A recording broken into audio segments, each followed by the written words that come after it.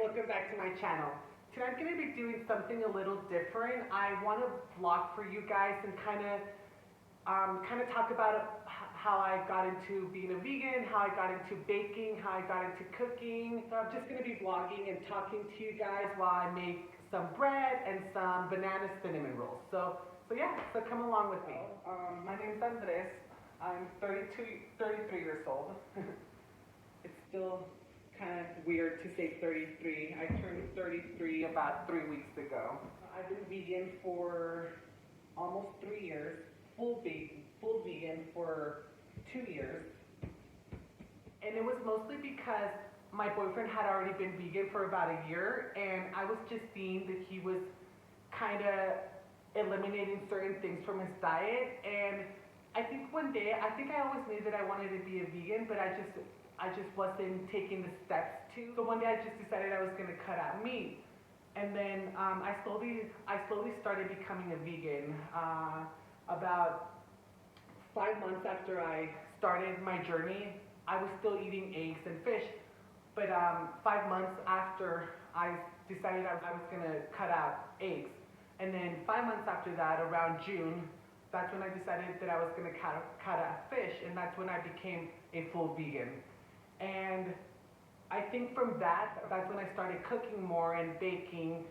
So a big reason why I started baking and cooking was because Josh and I, my boyfriend, we live in northern Colorado, and there's not a lot of options when it comes to restaurants for us.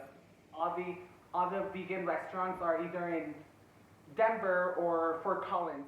So it was becoming very limited for us when it came to finding places to go eat at, or even finding things at the grocery store that we could try. So so I started cooking for us. I started baking.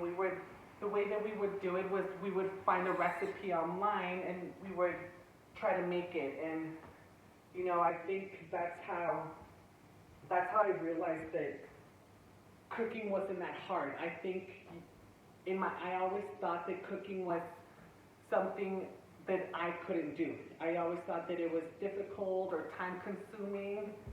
So when I started cooking, I think that's when I realized that it wasn't really that difficult. And I think just from making a few things and seeing how easy, maybe not how easy it was, but just how capable I was of doing things, how I realized that I could do it. And I think that's all it takes, just that confidence, and also that initiative too, of just like going for it and trying it. See, baking and cooking are just fun for me. I think when things are fun, you want to do them more, or you want to get better at doing them, and that's all I want. That's all I want from my channel, from anything I do, because it's fun. It's so much fun. Especially when things come out the way they're supposed to. The way that I describe my style of baking and cooking is that I make things my own way, my own style. I think a lot of people, they're scared that, I think one of the big things about cooking or baking is that you're scared that it's not going to come out the way the recipe says it, or the way that it looks in the picture when you're scrolling through your Instagram or you're Googling a recipe. But I always say, as long as the flavors are there, as long as it's good and it's something that you like, you've achieved it. You've achieved the recipe. You've got it. I think some tips that I could give anyone that's trying to bake, whether it's vegan baking or just regular baking, is just go for it. If you want to do it, if you think you can do it, just do it. Just anything. If it's a recipe that you see online, on Instagram, your grandma's recipe, something that I've learned is that you could basically make anything vegan. Any recipe from your childhood that your mom used to make that wasn't necessarily vegan, you can make it vegan. That's something that I've learned. You know, just go for it. Just do it. What's the worst that can happen? It doesn't turn out. And if it doesn't turn out, turn it into something else. Another tip is maybe believe in yourself.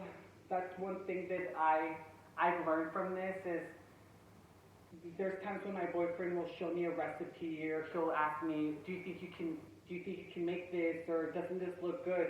And the first thing I say is, oh, I can make that. Even if I've never made it, I think, and especially food, anything is possible. You can pretty much make anything.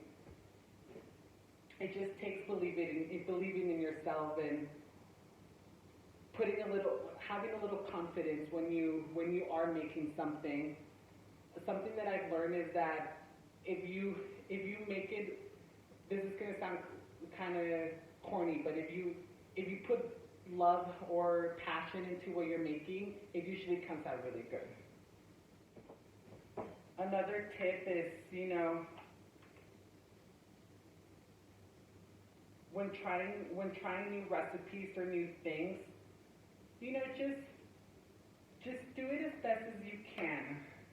Follow instructions, follow directions, follow the recipe. Sometimes things are going to take you 1 or 2 tries. That's definitely been my case with a lot of the things that I've made.